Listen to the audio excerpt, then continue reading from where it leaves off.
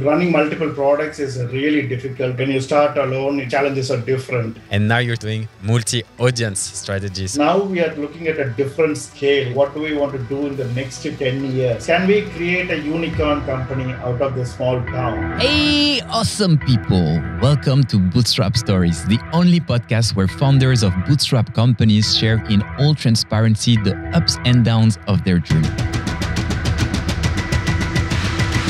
Starting a business comes hand in hand with loneliness, the pressure of not being successful, and overall, lots of challenges. After meeting with hundreds of entrepreneurs in the past years, I figured out that we all have struggles and make lots of mistakes when building a business. But the truth is that most people are afraid to share this publicly. That's what motivated me to start this podcast, to show that we're all on the same journey, facing the same struggles, and to give energy to all entrepreneurs worldwide to continue their adventure. Even if sometimes it can be really challenging and we often feel like giving up, in the end, it's all worth it. My guest for this episode is Saravana Kumar, founder and CEO of Kovai.co. Hi, Saravana, and nice to chat with you today.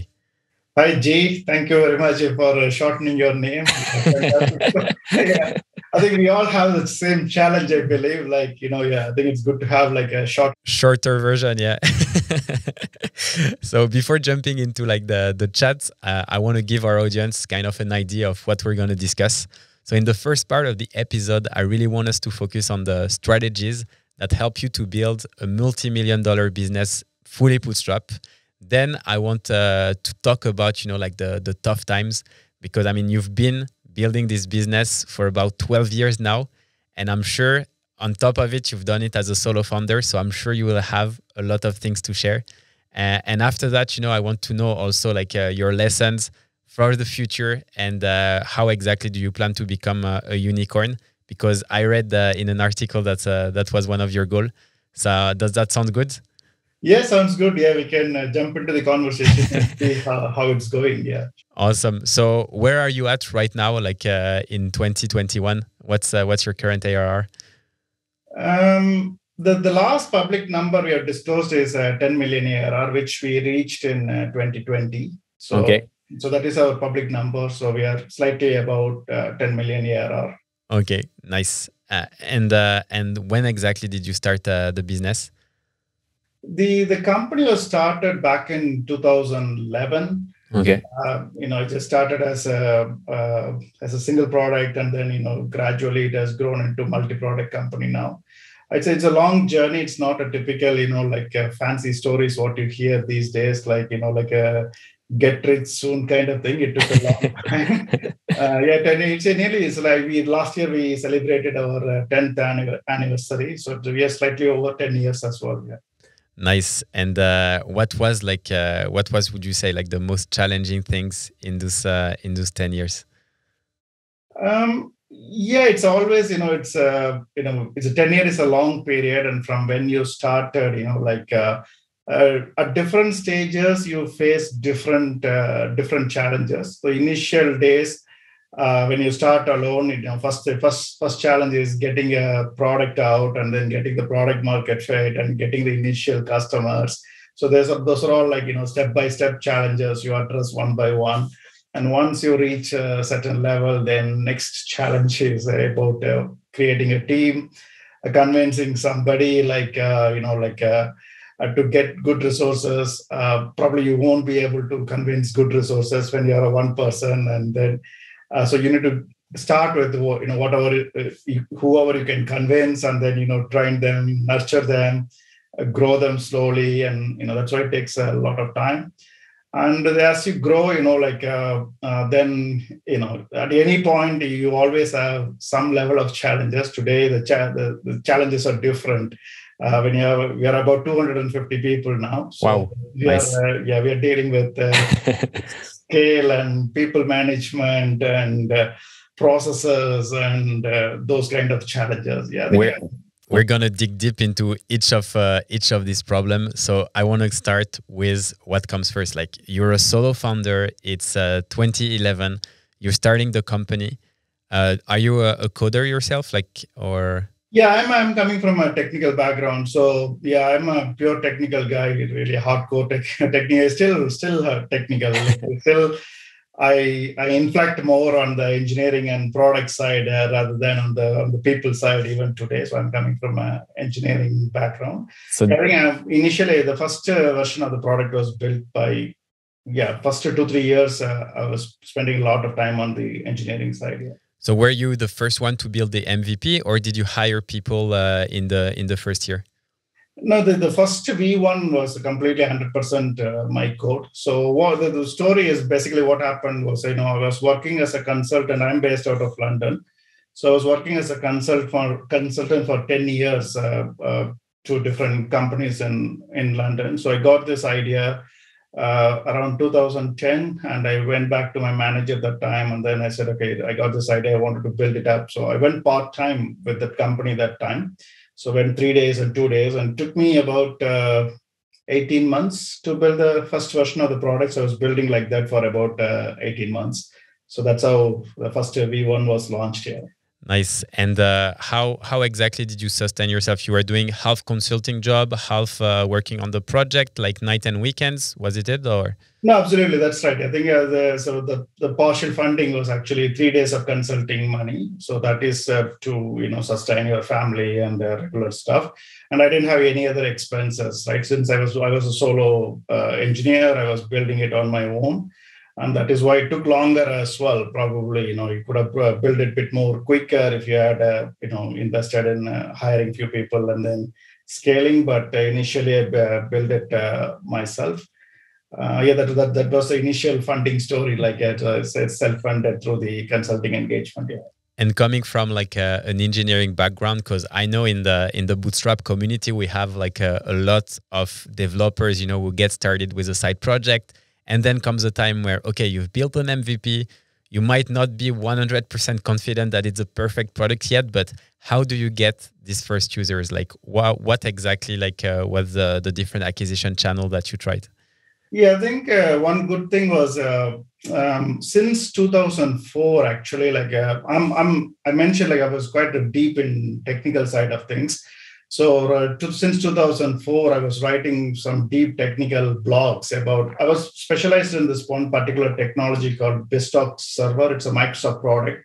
And the first product was based out of that Microsoft product. So I was blogging since 2004 for 6 7 years.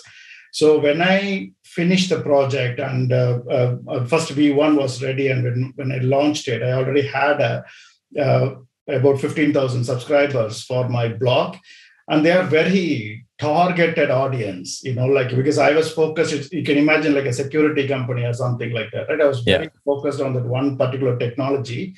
And I acquired that audience base over 7 8 years period without even knowing what I was doing, right? So and when I launched the product, all I did was I just went and then put a blog post. I think it's still there. I went ahead and said I did this project, and I spent few months building it. I wanted feedback, and I think I put a free trial kind of a thing. So within immediately, like I was getting the trial signups, and that is how the initial customer acquisition happened. Yeah, that's really, really interesting to know. Like you were sitting, on gold, and you didn't even know it. I love this mindset of documenting everything. I think it's definitely key, and the way you built your audience first is something we see very few founders, but I think it's a great learning, because the more you document, the more you're going to be able to build relationship with people. And down the line, by asking for simple feedback, you generated like already a lot of signups.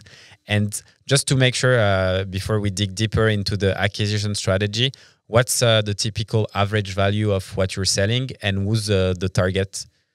So we are a multi-product company now. So every product got a different revenue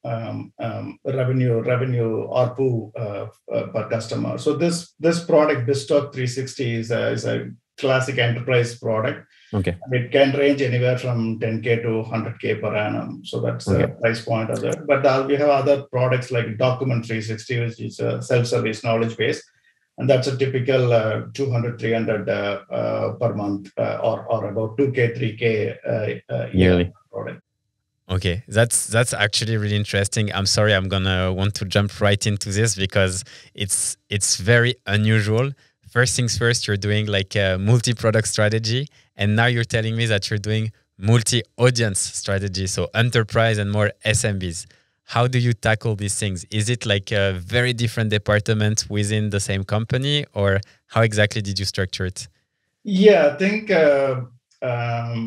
internally, each product, we have four products now. Each one of them function almost like an independent company on its own. So we have a separate engineering department, marketing, sales, everything is independent to each one of these products. Because as you said, it's a different sales motion for different products. So one is more sales led, and the other one is more product led. So we have completely different teams operating on each one of the products. And we have a very thin horizontal layer like accounts and finance and some stuff that goes across the each product. But internally, all of them are pretty much independent companies on their own. Yeah. And what was the reasoning behind it to say like, okay, because I'm guessing that when you had this enterprise product growing and you started to get traction, you know, like what you would think is, okay, I'm going to serve maybe with a different product these enterprise customers, but you went the different route. You went saying like, actually, I have another idea, you know, that could be really great for SMBs. I'm going to go all in. How exactly did you like made that decision? Like what pushed you to do it? No, I think I believe or not believe my important message is, you know, like necessity is the mother of all inventions. The very first product came out of my own necessity. I was consulting for 10 years and I identified, you know, for every consulting engagement, the same problem comes again and again and again. And that's when I thought, okay, there is opportunity to build something and sell it to everybody. And then we built the first product, Bootstrapped 360. And since it's an enterprise product, we need to have like a very good knowledge base and, you know, like a documentation for that product, because we are dealing with, you know, BBC and Boeing and Shell and those kind of customers. And you need to have a very well-defined knowledge base for your product. And we were using typically that market right now is dominated by some kind of a customer support tools like Zendesk or Freshdesk or Intercom. But if you watch carefully, they don't pay too much attention to the knowledge base. The knowledge base is a small feature in that has customer support. And we were struggling, you know, those tools are not good enough for us to have a very good documentation. And initially I did a search around, you know, like, okay, what are the other options? And I found a big gap, you know, like, and nobody is addressing the necessity of there must be so many people like us that documentation is crucial for a product or service or whatever. That is when we thought, okay, there's a big opportunity and we'll go after it. In fact, the Document 360 is our fastest growing product. We started in 2007 and it's only 4 years now. And we are already over 1,000 customers for that year. Wow, nice. And basically, like, can you talk a bit about like the four product just so our audience get to know? Like, so we have the Document 360, which is mainly like mid-market. Correct. Okay, the four products, three of them are in the same category. So Bootstrap, it's more on the enterprise integration kind of a category. Okay. We've got Bootstrap 360, Serverless 360, and Cerebretta. Cerebretta is actually, we acquired that company in 2019. So that's how we got that. Okay. So they're both, all three of them are same market, same segment. One is for on-premise, one is for cloud, that kind of a, you know, probably this audience whom we are talking to may not even understand exactly what those tools does. And okay. You can keep it. Okay, it's you know, some enterprise products used for you know, integration. Okay, the easy option you can understand is, you know, probably all of you know Zapier and integration and those kind of products, right? So those guys got the idea from these enterprise products. It's called Microsoft Bootstrap Server. That's been around for the last 20 years. So, okay. So that is what it is. And Document 360 is a completely different, you know, I won't say SMB because we're still going mid-market and above. Okay. Because we are going, so it's a very sophisticated knowledge base product. So you only need, you know, okay, you need to have requirements like a workflow and versioning, and you have a team of writers writing documentation and those kind of things. So that's still a mid-market and the above product. Yeah. Okay, so if I understand correctly, you have like these three products that are mainly enterprise, and another one that is mid-market that you created based on your needs. So that's really interesting. And for the three products that you have on the enterprise level, have you managed, because you're telling me that you have kind of like different teams, have you managed to do a lot of cross sales between the product, or is it something you find challenging? Yeah, those three products, we have a lot of cross-selling opportunity because they all exactly same customer. So the Bootstrapped 360 will typically with a on-premise, their own data center kind of thing. And when they move to the cloud, Microsoft Azure, then they will use a serverless 360. And Cerebrata is the same audience, but a different persona. It's more of a developer, IT pro kind of audience focus. So all three of them are you can cross sell to each one of them, and that is and it's more sales led products. Yeah. Okay. And do you have like teams that are incentivized to kind of like do cross sell? Like, how did you structure it into your company? We actually don't, there's no separate teams to focused on cross selling. This is a standard sales team, and each team got their own SDRs. And from time to time, there's always even the customer success calls, when we are interacting with these large customers every 3 months, 6 months, etc. We pitch in and showcase what we have done, we have shipped, and we try to bring them to demo and try to convert. And also awareness as well. We keep pushing the newsletters to all this cross audiences, and when we release something. And also on top of that, we do an annual event in London called Integrate. So that we've been doing it since 2012, and that is one of the very important event for the entire community, that integration community in Microsoft. So that happens every June, and there is an opportunity for us to showcase everything together to a common audience here. So that is how all the cross-selling happens there. Nice. That's really cool. And you mentioned that you acquired also one company. So I'm curious, like, you have a large team, you're capable of building pretty much any tool. We know that in the SaaS world, I mean, the entry barrier is not often tech. It might be like the customer, the community, etc. So why exactly did you purchase this tool? Was it for their customer base, or was it for something different? No, I think a couple of reasons. One is it's actually like a supporting product. So the serverless 360 and the Cerebrata, the company we acquired, are pretty much identical, but they are supporting different different structure. Serverless, for example, is targeted towards a team of people using it. But the Cerebrata is focused on individual person like IT pro and developers and those kind of things. At one point, the two reasons basically. One point, customers are getting confused. Okay, there's two products in the market. Okay, what are you guys doing? And a lot of times we need to explain what I did. This is for this is for that. That is one problem, right? And also they're also slightly growing, not really as a good like-for-like competition, but also we started to compete at different levels. So that's one thing. And the second is talent as well. We are in the enterprise and, a very specific market, and finding right talent is difficult. If you look at the generic SaaS product, you can get generic resources and build it, but there you need domain experts as well. So those are the couple of reasons where we thought, it's better to consolidate, and there's a mutual benefit for each one of them, both of us. And we acquired the company in 2019. Yeah. Okay, so how exactly can you share a bit more details about the deal and how the acquisition went? Yeah, the deal itself is private, all the commercial, because of the interest of other parties. It's also it's a similar kind of profile. It's the team is out of India. That's another thing. They are also based out of India in a different part of India. So the cultural fit was also there, and then that's why we just acquired that company. Yeah. Okay, so how many employees were there in the company? It's about 7. Okay, and you kept them all, no, yeah. Okay, that's cool. That's interesting. And I know you don't want to disclose the exact term, but I think for people it's very uncommon to acquire a company, or not something. I mean, it does happen, but it's very opaque. We don't always see what's going on. So can you share if it was a full cash deal, or if it was deal with earnout, or if it was a deal with potentially equity? What type of mix was it? It's all cash. Yeah. It's all cash. Okay, cool.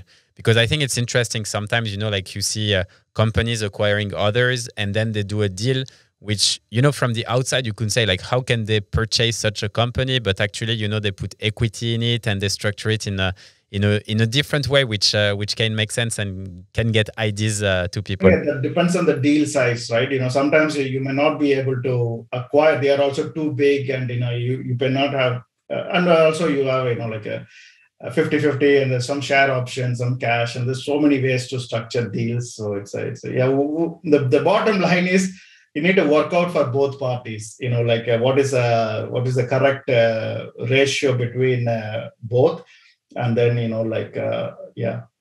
And I'm also curious because you're having like a good growth, you have like a good team, good ARR. You're fully bootstrapped, solo founder. Does that cross your mind sometime that you could raise funds and potentially, I don't know, either accelerate or just like do some cash out for yourself? Like, how do you feel about it? Yes, sure. You know, like to be honest, I'm not really, I won't say, you know, I want to be bootstrapped all the time. It just happened to be like that. There was no necessity for cash at any point in time in the last 10 years journey. Okay. The very first product, as I said, it's already, you know, since we went straight to enterprise, the ticket sizes were big. You know, you close 2-3 deals, and that's good enough for you to keep the cash flow going. That is one reason. The second reason is, you know, we are in a very niche market. The first product was in a very niche market.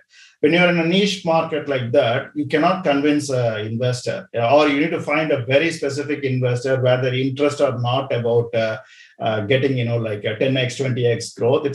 So those 2 points I know very clearly. There is, you know, you'll be waste of time, like, you know, going after investors and raising money. So the first 5 years, I didn't distract myself. I focused 100% on. Every month you're acquiring like 6 to 8 customers consistently, and the deal big logos, and things are going, and there's no real cash flow issues.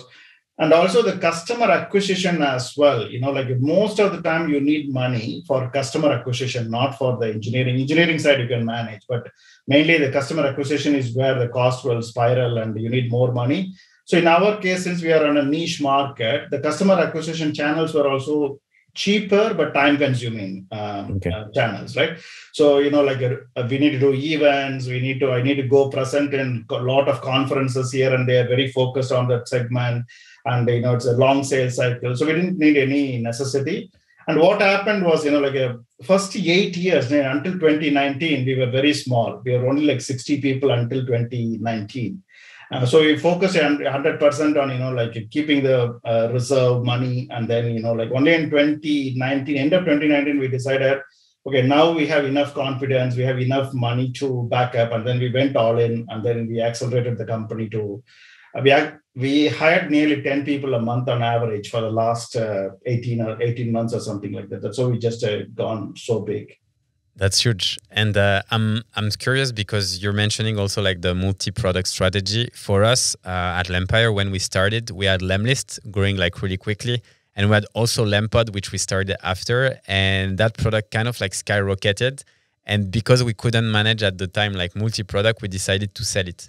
In your case, is it something you ever thought of? Like, I don't know, you have like multi-products. Maybe sometimes you're thinking, okay, it might be too much. I want to sell one in order to focus to, because you were mentioning that your new product, for example, is really like having the highest growth rate with 1,000 customers in 2.5 years or something. So I'm wondering, like, is it something that ever crossed your mind or something you're considering or not at all? No, I think the challenges are true because, running multiple products is really difficult in terms of mind share, and also on top of that, you also have different sales motions as well. So you need to consider multiplication of 4 times 3 kind of a variant you get to focus on. So the way I do it internally is, the first product, Bootstrapped is super matured. Everything was matured and running more and like an engine on its own. So everything is settled. The product is settled. So that's purely run by the team. Like my particular focus is on this document 360 for the last 4 years.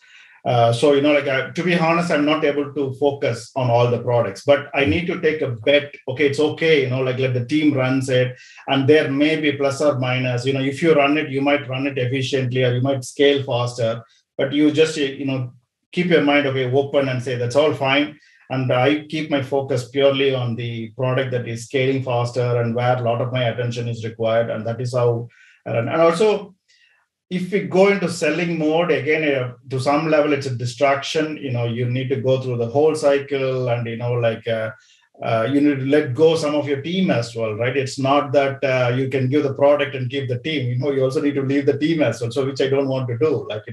You build an excellent team, so it's better to keep it, and then whatever the product is making, that's fine. It's the profitable, it's let it run. And also it gives opportunity for the people in the team, since we're multi-product.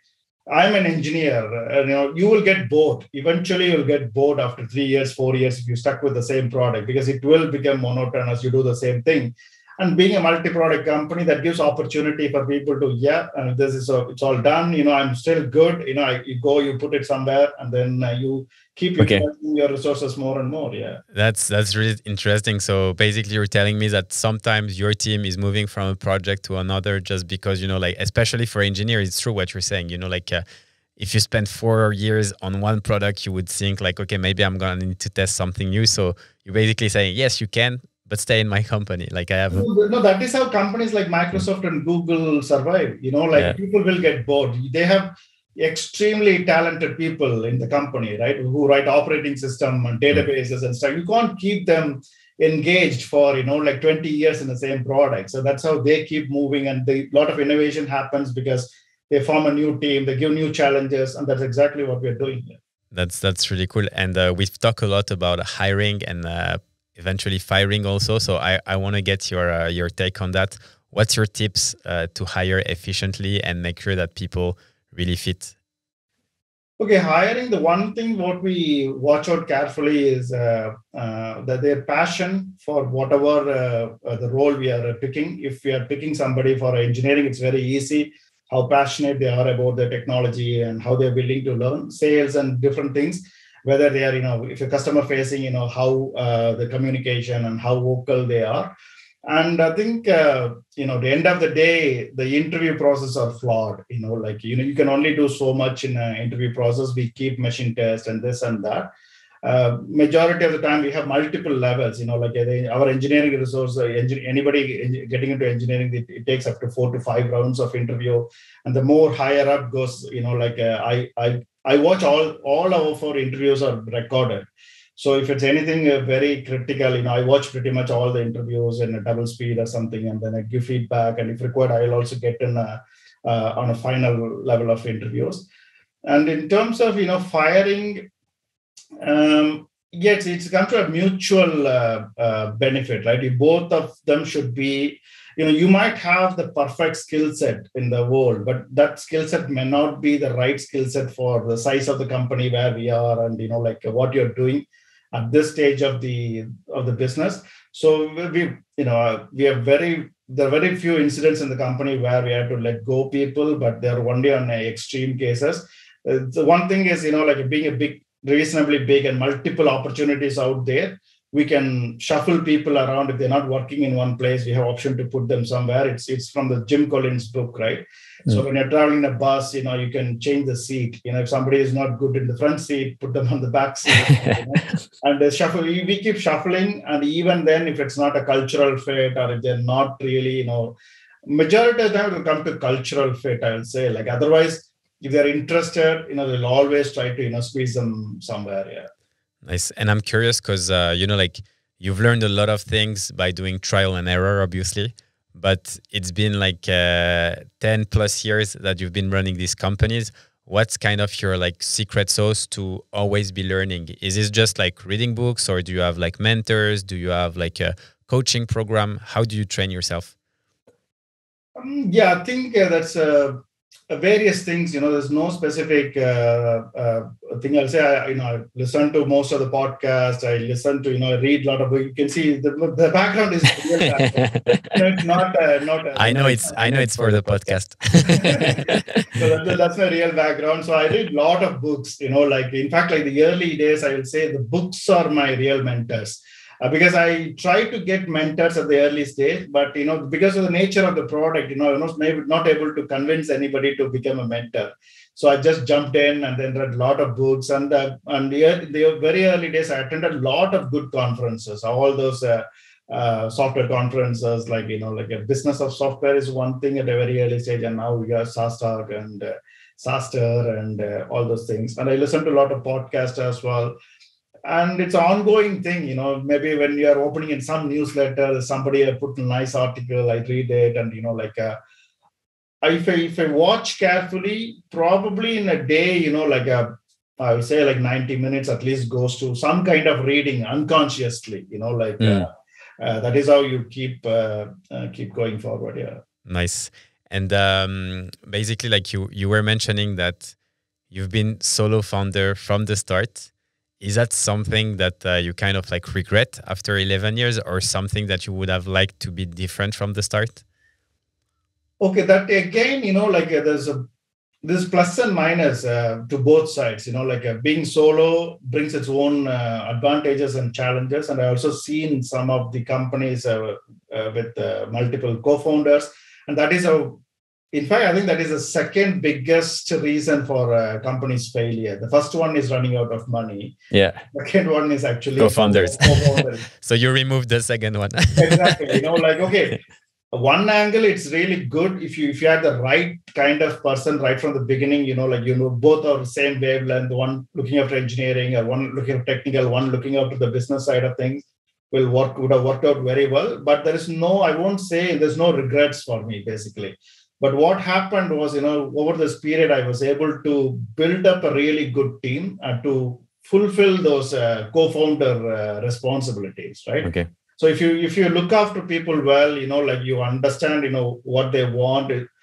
I still have, the first 5 employees still in the company, for 9 years, so that is the culture. I managed to build it, and now we have really good people in the company, and they look after a lot of departments, and they almost work like co-founders. So yeah, nice. And often, we see that whenever a company raises money, they start giving shares to their employee, or stock options. And how exactly have you managed this? Because you're fully bootstrapped, so technically every time you want to give option, you need to do something with your company, etc. How exactly have you started to share or to give shares to maybe the first employees, the one that are kind of your founding team, or do you own everything?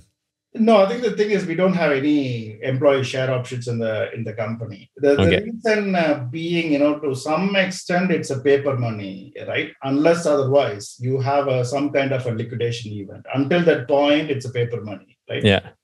You need to have either next round of funding, and then people can, give us some stock. And when you're a bootstrap company where none of those liquidation events are going to happen in an immediate future. I'm not going to raise money in next 2 years. I don't know, right?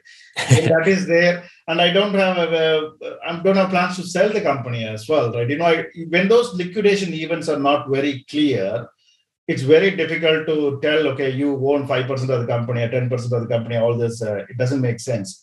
So what we tend to do is, we'll try to get a, really good salary and, take the money equation out of their head, basically, when there is some kind of a bonus elements and, some other things for example, we took the entire company to Singapore and Dubai and places which is unusual for an Indian company, you will hear stories from West, companies like Buffer and those guys, okay, all of a sudden, a company retreats, it's somewhere, but it's very unusual and also in India, we are not in one of the prime cities like Bangalore or Chennai. We are in a very small town, tier 2 city.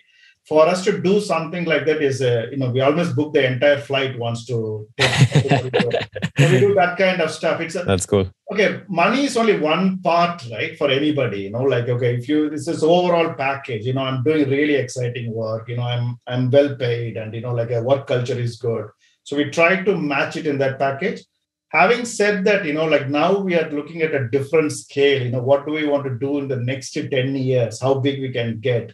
We'll slowly, I'll get into, it's nothing concrete, but, that's in the plan to, address those gaps as well, to make sure employees also get rewarded in some form. First, I need to get the structure right? So you need to get the structure right, and then we will do that. Okay. Yeah, that's interesting, because I was looking, at the story of the founder of MailChimp, who grew his company Bootstrapped, and then they exited at like crazy, I think it was $12 billion. And their employees, didn't get anything because they didn't get shares. I think they got a bonus or something, but they didn't get like proper shares. So I'm always wondering, because for a bootstrap company, it's, if you want to start giving shares, you have to do all this kind of legal thing. It's not so common because, as you said, sometimes you just don't want to sell the company, and shares in the end are paper money. But if a liquidation event happen, I think it's also, like, to me, I think it's fair that people, who were there in the first years or who really helped out the company can also benefit from it. But it's yeah, absolutely correct. That's why until this point it was not, that is not important. But now I can see it. Now we are actually, the whole company is focused on 2030. That's why nice. You might have read that, we want to become a unicorn. Yeah. It's a monetary target. That is a good. I thought, it's good to have, like, this from the small city. In fact, our company name Kovai.co is actually the city name. It's called Coimbatore, and it's called Kovai. And we're all very passionate about that city. And can we create a unicorn company out of the small town is what our... I love the story. That is where, we might work out something. That is one thing. And the second thing is, maybe people should, you build a trust with everybody. If anything happens like that, they will get something. You need to build that kind of trust as well. It's not, it doesn't need to be in paper all the time, right? When you build up something like that, yeah. And what's interesting is, I was having a chat with the founder of Surfer, Luxian, like a few days ago, and he basically he was telling me that for him, the first rule was like, don't plan more than 3 months ahead. And whenever I'm chatting with you, it's like, I'm planning 10 years ahead. No, it is true. And I always look at long term. And in fact, inside the company, the one quote I repeat continuously is from Bill Gates. People overestimate what they can do in a year, and they underestimate what they can do in 10 years. Nice. Yeah, I like it. So what's your plan? So you were mentioning like unicorn. Is it 10 years to reach the unicorn status? Is it? Or? 10 years is the 10 years, I feel it definitely we can achieve it. The way we are looking at it is, we are a multi-product company, and we only need to make each one of the product to go to 15-20 million revenue in 10 years time, right? So that is doable with the current market conditions. And you have done the hard part, building the team, building the products, all in there. Now it's all about scale and scaling, and you have 10 years to do that. Yeah. And it looks like a very simple math. Yeah, as long as we are all focused and we can execute correctly, you will reach there. It's just going there without losing the focus. Yeah. Nice. It's interesting. And how do you motivate the team to get to that goal? I talk a lot inside the team. I don't speak a lot outside, but internally throughout my day, I keep talking, and I give a lot of feedback. I'm a product guy. The Document 360, for example, I spend a lot of time on giving feedback, and I speak to anybody, all the way up to intern, and a very small things, that's why you need to build that trust internally, right? That is the first thing. And the way you can do it is, over communicate and speak to everybody, and anybody can ping me we use Teams internally, like a Slack. And anybody can ping me anytime. And there are some open channels available for people to confidentially raise some certain things. So a lot of cultural things we do inside as well. Yeah. That's really cool. And because of the scale of the company, I'm curious, like you're mentioning that you're talking with everyone, but what's your like weekly kind of schedule? Do you do like open session one times per week where anyone can come talk to you? Do you have like one-on-ones that are every single week? How many people do report to you? I have about 7 people reporting to me. So it's a head of marketing, head of sales, and then each one of the product heads. With them, I have a weekly sync up. So we follow this principle from Traction, you might know. So it's called Level 10 meeting format. So we have a very structured meeting format, and it comes with good news and issues and to-dos, and very, very well structured thing. And on top of that, once a month, I have a couple of big meetings for each product. So they need one is engineering focused, one is GTM focused, and my calendar is well structured for 6 months completely. Yeah, so that is how I run it. Yeah. Nice. That's interesting.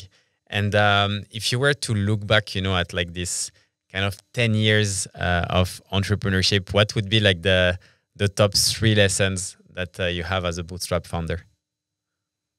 Top 3 lessons, I'll say, first one is, being persistent and patient. That is something, like you keep hearing.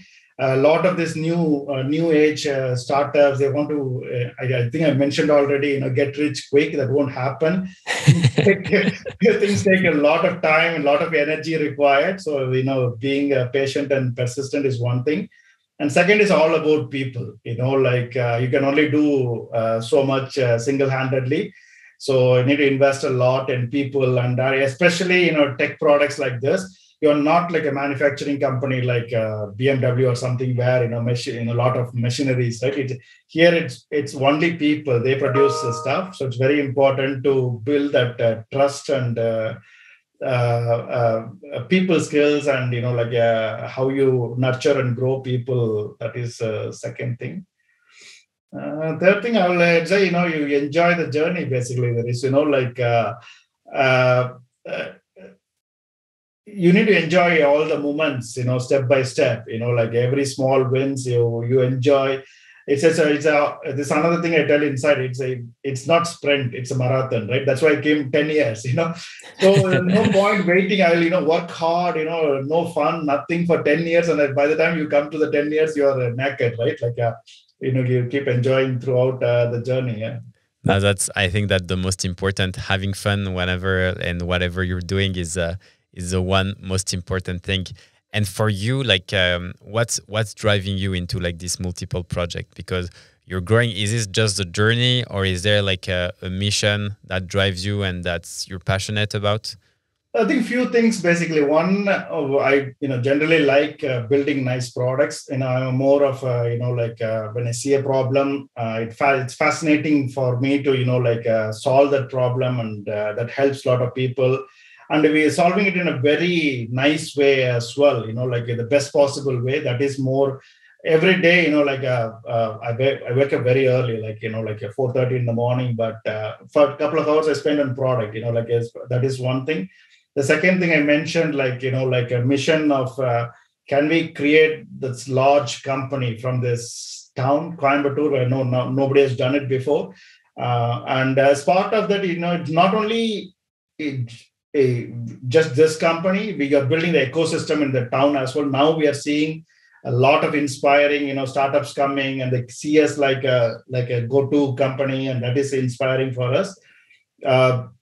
And the third and final thing is, it gives me an opportunity to influence a lot of people's life, especially, when a country like India, and, a lot of talent, now we are actually competing at a global level and bringing them, exposing them, and giving them opportunity to learn so much and compete. To 200, when you look at it, the most happiest moment is when you look at it, you're supporting 250 families, and that's a big thing. Yeah. Yeah, that's really cool, and I'm sure you will go to 1,000 in the coming years. So congrats. I know your time is valuable, so we're gonna wrap this thing with the 3 flash questions that I love to ask. What's your favorite book and podcast? Okay, book, so many. Okay. Mm. Okay, what is it called? Some MBA. No, I forgot the name of the book. You can quote more than one if you have other in mind that you want Okay, to I share. think Good to Great is a good book from Jim Collins. Yeah. That's a great book.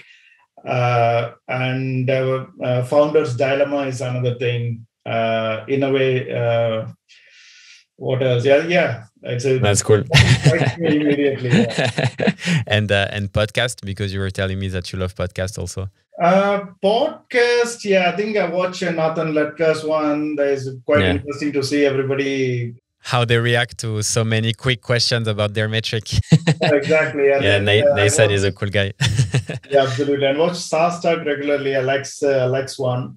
Yeah, and then yeah. Nice. And who's your favorite Bootstrap founder and why? It's I think it's simple. Like another, I don't know whether you know the company called Zoho from India. Yeah. The Zoho, it's the same place basically. We speak same language, and internally we see them as our mentors.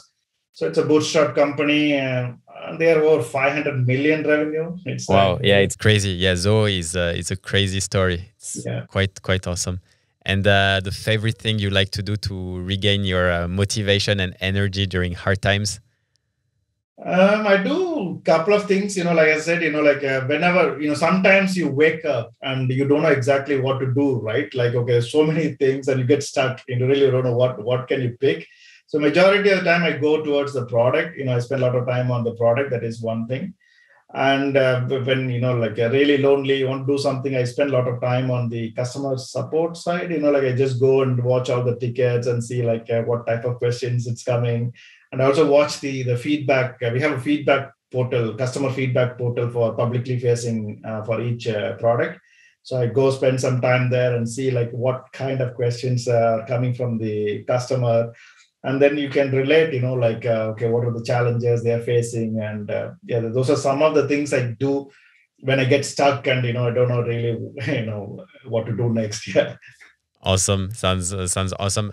Where can people follow you and your journey? What's the best contact? I think it's easy to find me on LinkedIn. I don't use Twitter anymore. And we'll put the link to your LinkedIn profile. Yeah, fantastic. Yeah.